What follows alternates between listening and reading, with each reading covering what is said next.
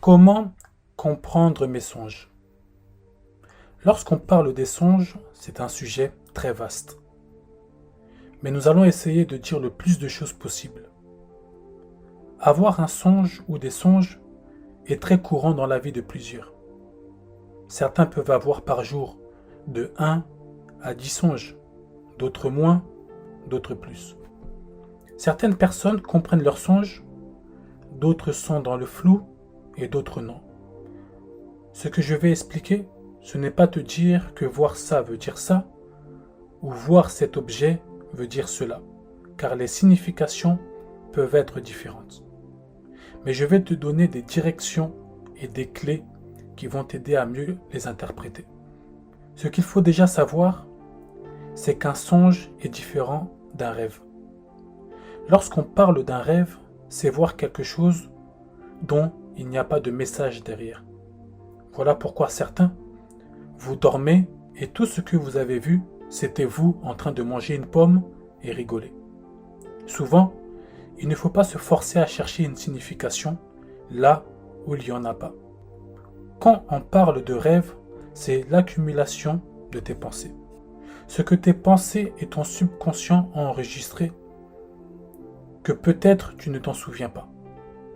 Mais lorsqu'on parle d'un songe, on parle d'un message qui se retrouve derrière. C'est divin. Il y a une signification à ce que tu as vu. Et c'est cela dont tu dois connaître la signification. À part cela dont nous venons de parler, il y a encore une autre chose à prendre en compte. C'est ce que le diable peut aussi nous montrer la nuit.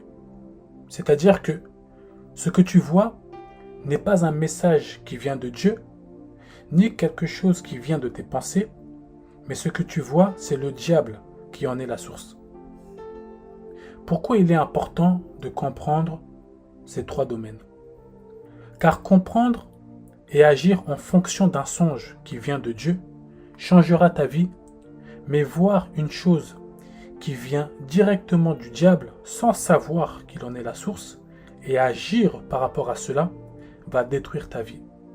Pareil lorsque cela vient de tes pensées. Car tu peux penser que ton frère est un voleur et rêver de cela, pensant que c'est Dieu qui t'a montré, alors que tu as vu le plein de tes pensées sur ton propre frère, mais en rêve. L'accumulation de tes pensées. Pour commencer, nous allons parler des songes divins dont Dieu en est la source. Premièrement, il y a des songes où Dieu nous avertit. Il y a des songes où Dieu nous avertit.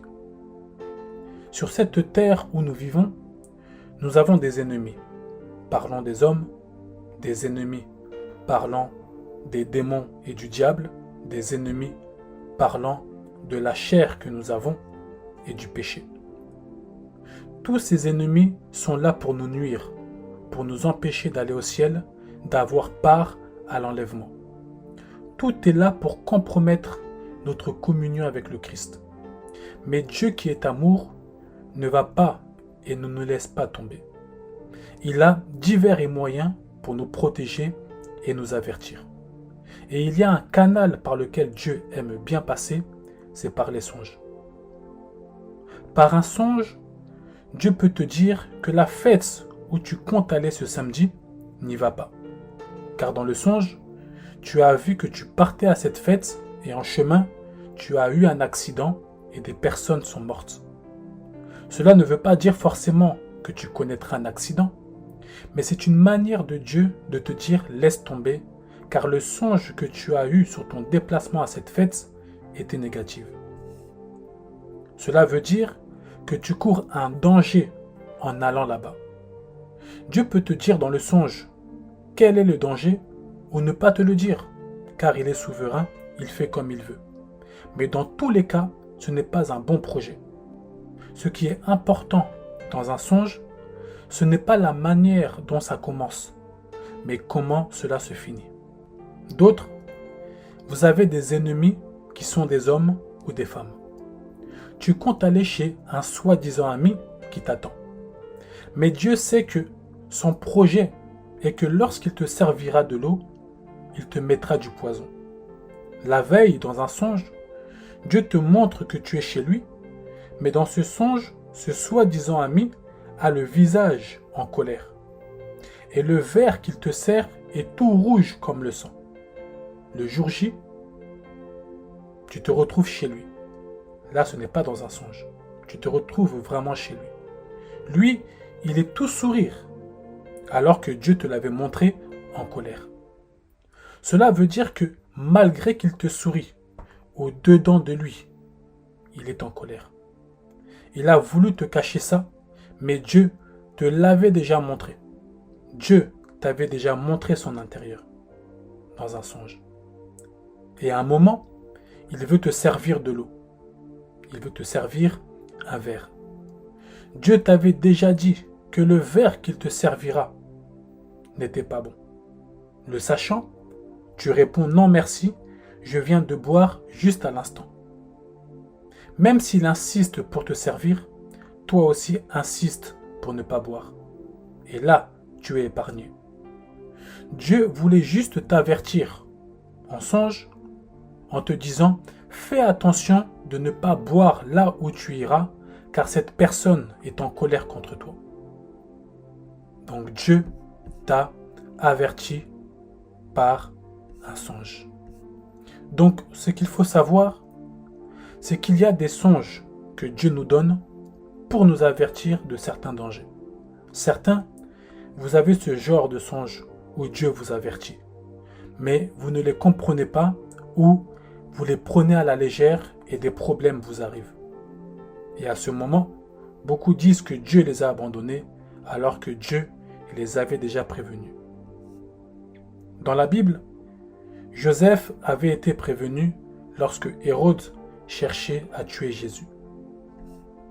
Dans Matthieu chapitre 2, le verset 19 à 21, on nous dit « Quand Hérode fut mort, voici un ange du Seigneur apparut en songe à Joseph en Égypte et lui dit « Lève-toi, prends le petit enfant et sa mère et va dans le pays d'Israël, car ceux qui en voulaient à la vie du petit enfant sont morts. » Dieu avait averti Joseph en songe qu'Hérode voulait tuer Jésus. Voilà pourquoi Joseph s'était déplacé, lui, le petit Jésus et Marie. Pourquoi je dis le petit Jésus? Car Jésus était enfant.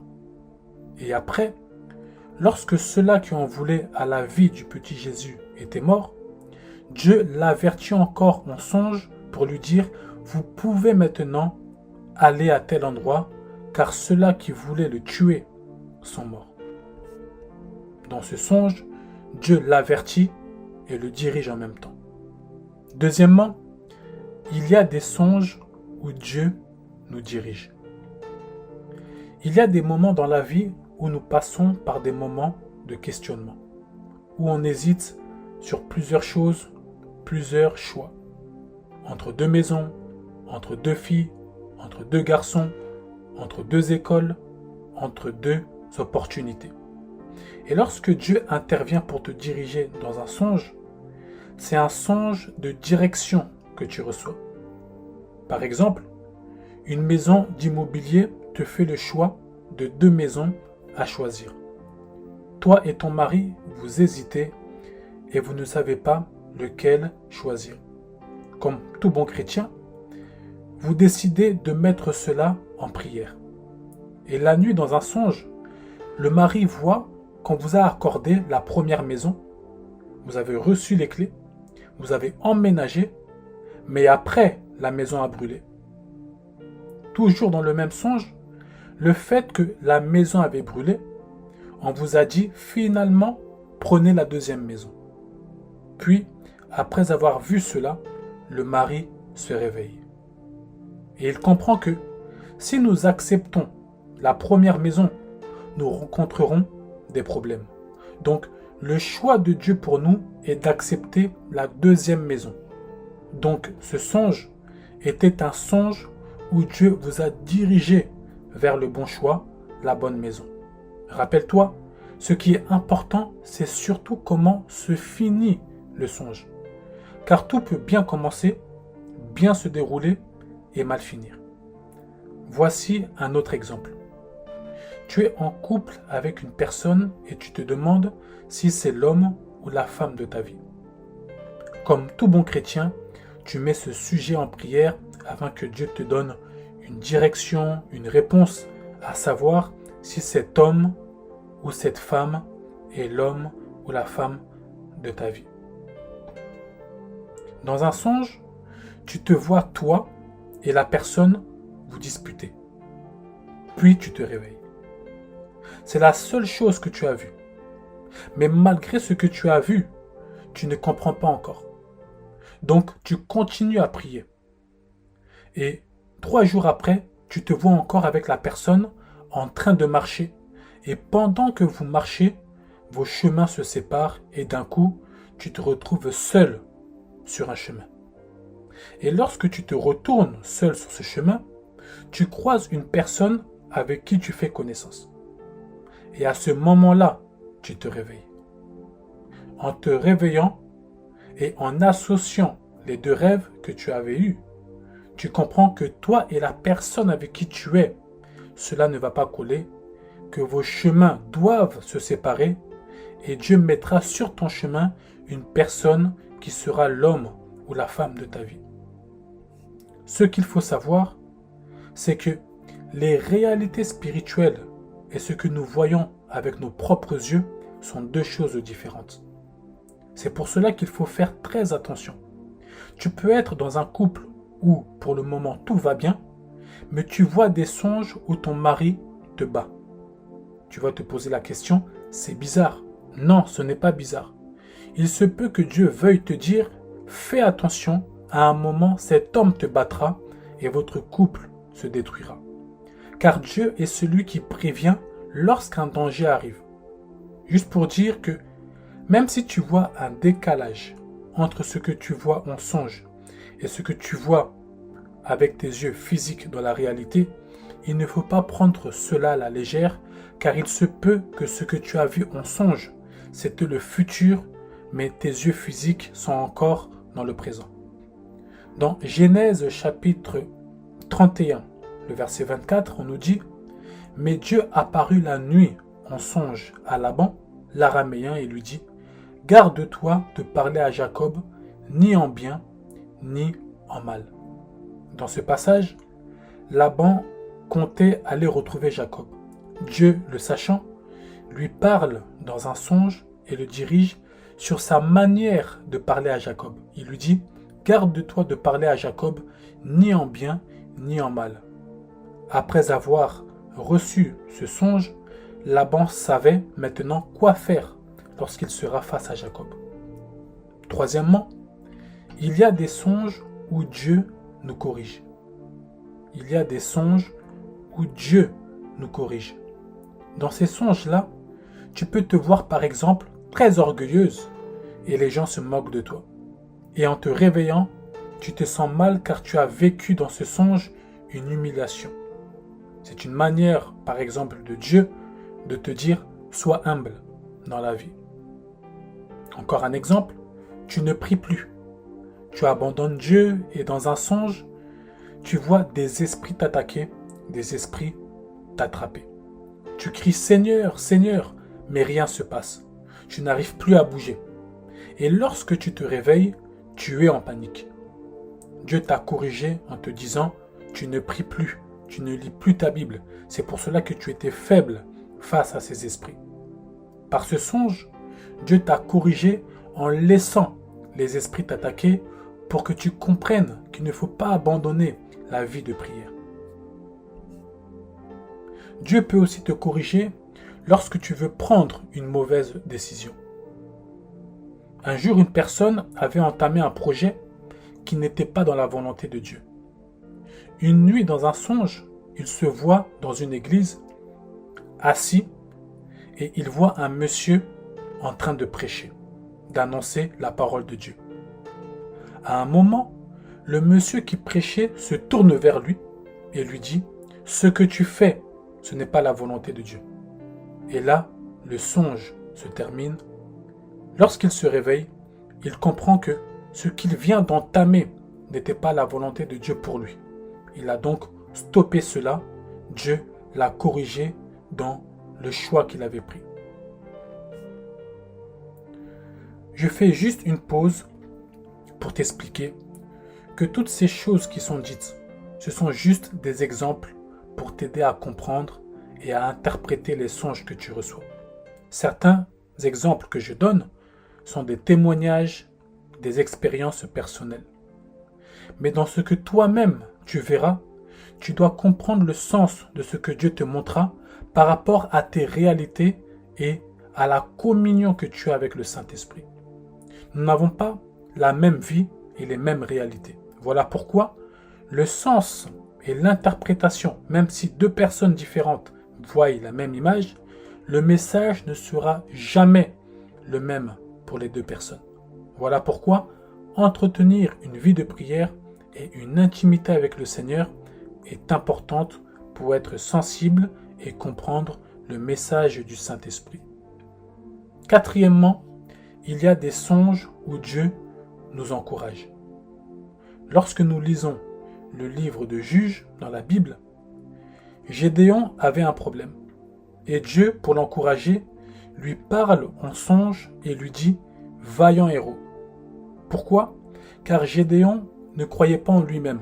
Il avait besoin qu'on puisse l'encourager. Certains, vous commencez le ministère, vous commencez le mariage, vous commencez un travail ou autre.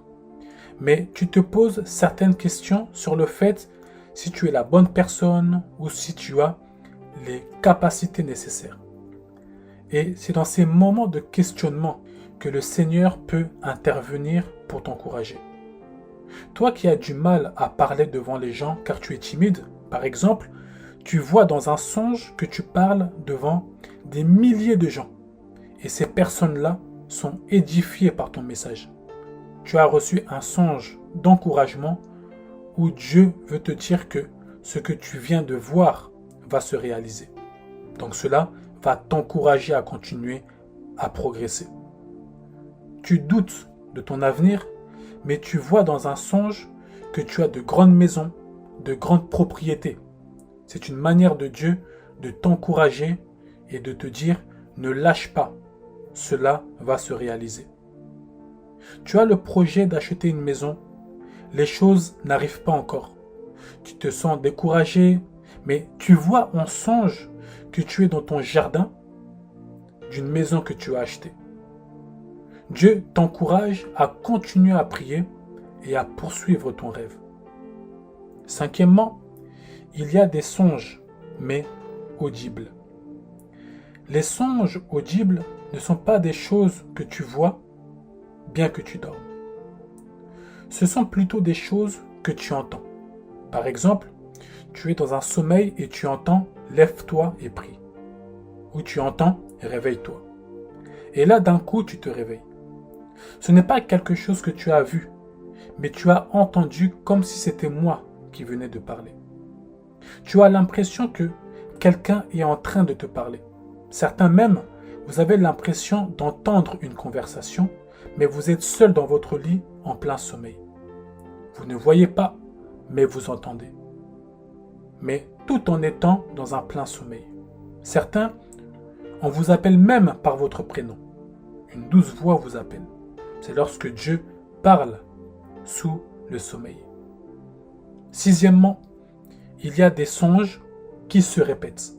Les songes qui se répètent, c'est un songe mais qui revient plusieurs fois. Tu vois un songe aujourd'hui et demain tu vois le même songe. 2 jours après, tu vois le même songe. Les songes qui se répètent sont d'une très grande importance. Il se peut que Dieu veuille puissamment attirer ton attention sur ce que tu as vu en songe. Voilà pourquoi tu le vois plusieurs fois. Car on a la facilité à négliger un songe que nous voyons. Mais si nous le voyons 2 fois, 3 fois ou 4 fois, on va se dire que là, il y a quelque chose qui se passe par rapport à ce que j'ai vu. Derrière les songes qui se répètent se cachent très souvent des messages importants. C'est pour cela qu'il faut faire l'étude des songes qui te reviennent très souvent. Par exemple, tu vois souvent ton frère mourir dans un accident. C'est un songe que tu as vu cette année au moins 10 fois. Les songes qui se répètent, ce sont des songes qui parlent du futur. Ne prends pas cela à la légère.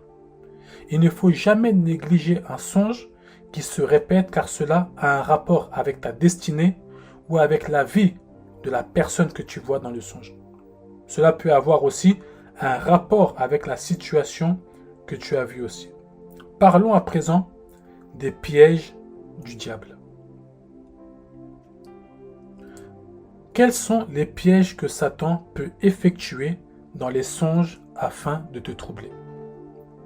La Bible nous dit concernant Satan, dans 2 Corinthiens chapitre 11, le verset 14, « Et cela n'est pas étonnant, puisque Satan lui-même se déguise en ange de lumière. » Cela veut dire que Satan est capable de prendre une belle forme juste pour te tromper.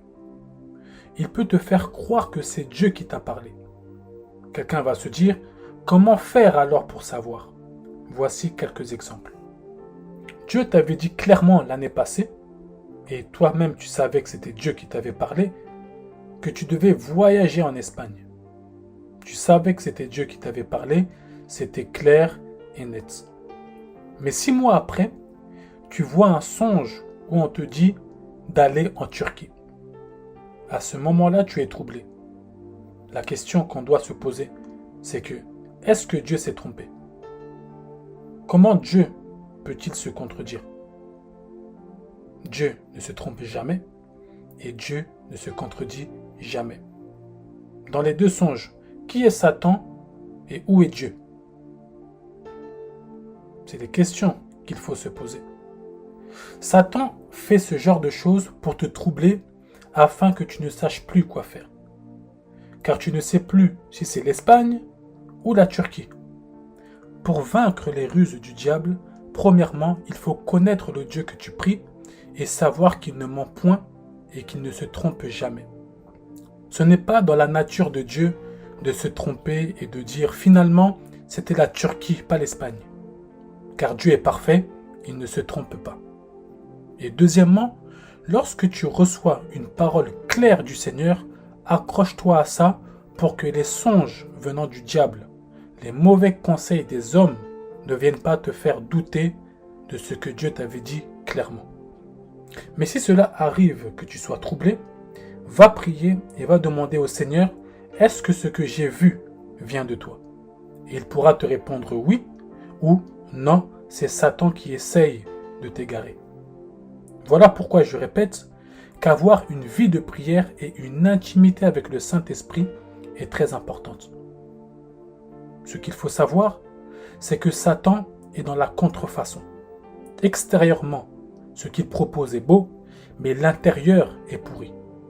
Il ne viendra jamais avec de mauvaises choses, mais il viendra qu'avec des bonnes choses. Pour finir, voici quelques conseils pour être efficace concernant les songes. Premier conseil, si tu es une personne qui reçoit beaucoup de songes, c'est-à-dire au moins 7 fois par semaine ou 5 fois par semaine, il est important d'avoir un cahier où tu marques ce que tu vois. Car à force de voir, tu pourras les oublier. Et oublier un message important est très dangereux. Lorsque tu noteras ces songes, et je conseille de marquer aussi la date, cela te permettra de le relire afin que cela soit frais dans ta tête. Il se peut que le songe que tu as eu aujourd'hui se passera dans 3 mois. Ainsi, tu pourras t'y préparer en conséquence. Deuxième conseil, lorsque tu vois un songe qui ne te concerne pas, mais qui concerne une autre personne, ne le dis pas directement. Prends le temps de parler à Dieu pour qu'il t'explique ce que tu as vu, afin que tu le comprennes, et aussi pour savoir si tu dois le dire à la personne directement, attendre un peu pour lui dire, ou seulement prier. Pourquoi? Car il y a des personnes, par exemple, qui ne sont pas encore prêts à entendre, par exemple, que j'ai vu ta mère faire un AVC dans un mois. Donc, Dieu, sachant que cette personne ne sera pas capable d'encaisser ce message sur sa mère, Dieu te conseillera de seulement prier afin que cette maladie ne se produise pas. Troisième et dernier conseil, un songe qu'on ne comprend pas en se réveillant, il faut le mettre en prière.